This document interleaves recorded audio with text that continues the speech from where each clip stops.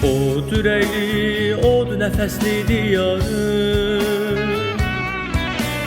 ocağına can qurban Azərbaycan. Əziz səndə əyilməyən vüqarımsan, bıçağına canım qurban Azərbaycan. Savaşlardan anlatıb çıxan zaman, tarixlərə bağışladın neçə qurban. Hər qonşuda bir parçası əsir qalan, torpağına canım qurban Azərbaycan.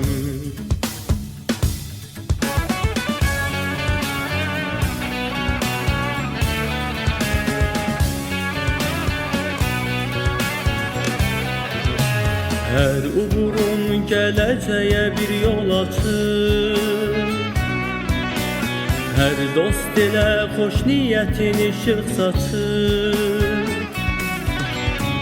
Hər millətə, hər məzhəbə istiacı, qucağına canım qurban Azərbaycan.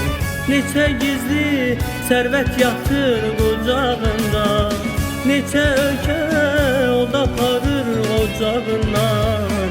Azadlığın al rəmzi var bayrağında, bayrağına canım qurban Azərbaycan.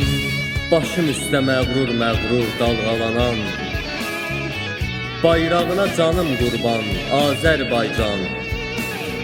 Ruhuma can, cismim üçün vətən olan, torpağına canım qurban Azərbaycan. Torpağına canım qurban Azərbaycan. Başım üstə məğrur məğrur dalğalanan, bayrağına canım qurban Azərbaycan.